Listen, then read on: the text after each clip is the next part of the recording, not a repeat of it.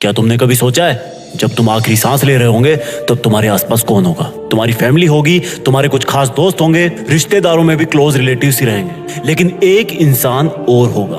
वो बस तुम्हें कुछ समय पहले से ही जान रहा होगा और उसको इस बात का कोई फर्क नहीं पड़ेगा कि चाहे तुम कोई भी हो, किसी भी धर्म के हो, किसी भी जाति के हो, किसी भी गांव के हो, शहर के हो, गोरे हो, काले हो, बच्चे हो, बूढ़े हो, आदमी हो या औरत हो, वो तुम्हारा और तुम्हारे रिलेटिव्स का आपस में मिलने का टाइम बढ़ाने के लिए, तुम्हें नई जिंदगी देने के लिए अपनी टीम के साथ पूरी जी जान लगा रहा होगा। ये वो इंसान होगा जिसने अगर ऑपरेशन थिएटर के बाहर आकर सॉरी बोल दिया तो समझो खेल खत्म। ले सकते हो ये जिम्मेदारी, बन सकते हो इस तरह का एक बहादुर डॉक्टर जो कि अभी अभी ऑपरेशन थिएटर से निकला है, जिसको इंफॉर्मेशन मिली है कि इमरजेंसी है। एक डॉक्टर के लिए इमरजेंसी वर्ड काफी है। उसके लिए इमरजेंसी का मतलब सिर्फ और सिर्फ किसी की लाइफ है।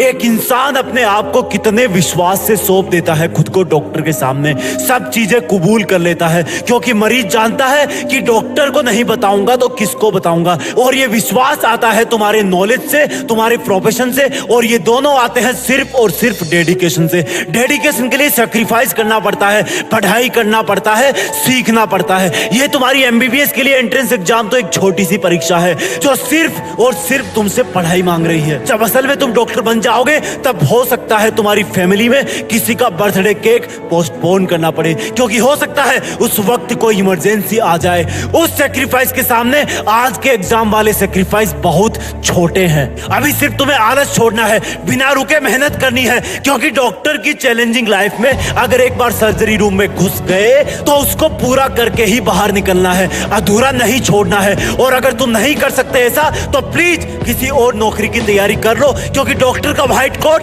बेदाग होता है। उसको पहनने का मतलब है कि सामने चाहे कोई भी हो, अगर उसको मेडिकल प्रॉब्लम है तो वो बिना कंडीशन उसकी हेल्प करेगा। ये जो गले में स्टेथोस्कोप होता है वो जिम्मेदारी की माला है। तुम्हारा काम, तुम्हारा प्रोफेशन डायरेक्टली लोगों की लाइफ से जुड़ा हुआ है। आईसीयू के बाहर जो रिलेटिव्स की भीड़ है वो इसी चीज का वेट कर रही होती है कि कब डॉक्टर बाहर आए और बोले कि चिंता मत कीजिए, मरीज खतरे के बाहर है और उसको होश आ गया है। कहां से आती है ये जिम्मेदारी, कहां से आता है लोगों में एक डॉक्टर के प्रति इतना विश्वास? सोचा है कभी? क्योंकि वो मेहनत करते हैं और वही मेहनत तुम्हें अभी करनी है। सोचो ये तुम्हारी नीट की एग्जाम या एम्स की एग्जाम एक इमरजेंसी है। अब तुम क्या करोगे? डॉक्टर होना चैलेंज स्वीकार करो, अपनी टीम बनाओ और तुम्हारी टीम में तुमको मिलाकर सिर्फ 3 लोग हैं। पहले तुम, दूसरी तुम्हारी प्लानिंग, तीसरा तुम्हारा हार्डवर्क। तुम्हारा स्टेथोस्कोप है तुम्हारा दिमाग जो हमेशा तुम्हारी मंजिल पाने के लिए बेताब धड़कनों की बात सुनता है और उसके हिसाब से तुम्हारी बॉडी को मेहनत करने के लिए ऑर्डर करता है। और जब तुम इस एग्जाम की इमरजेंसी से लड़ रहे हो उस वक्त अपने इस ऑपरेशन थिएटर रूपी स्टडी रूम के बाहर की वार्निंग लाइट जला देना, ताकि तुम्हें मेहनत करने से कोई डिस्टर्ब ना कर सके, यहां तक कि तुम्हारी गंदी आदतें भी नहीं। और जी जान से किताब की हर एक लाइन पढ़ना, क्योंकि तुम्हें क्या पता कौन सा केमिकल फॉर्मूला किसी की जिंदगी बचा दे। और इस एग्जाम की इमरजेंसी में जो ब्लड चाहिए उसका ब्लड ग्रुप जे होना चाहिए, यानी कि जोश। जब तक तुम इस एग्जाम को क्रैक ना कर लो तब तक शरीर में जे ग्रुप वाला खून दौड़ते रहना चाहिए। जब तक मिशन पूरा ना हो तब तक क्विट मत करना। तुम्हारी हर एक सेकंड पर एग्जाम के पेशेंट की हर एक सांस चल रही है। इस तरह से तुम डेली मेहनत करना, पढ़ाई को एक इमरजेंसी की तरह लेना। और सुनो, डॉक्टर बन रहे हो ना तुम, तो कभी भी चीजों में डिले मत करो, आलस को लात मारो। यकीन मानो मेरा, तुम्हारा ऑपरेशन सक्सेसफुल हो जाएगा। बड़े होकर एक नेक और काबिल डॉक्टर बनना, क्योंकि दुनिया में ऐसा ट्रस्ट बहुत कम जगह को देखने को मिलता है जैसा मरीज और डॉक्टर का होता है। मरीज बिना कोई सेकंड थॉट लाए वो सब करता है जो डॉक्टर कहता है। वही डॉक्टर अपनी मेहनत और लगन से, अपने ज्ञान से और सर्जिकल इंस्ट्रूमेंट से बहुत बड़े बड़े काम कर जाता है।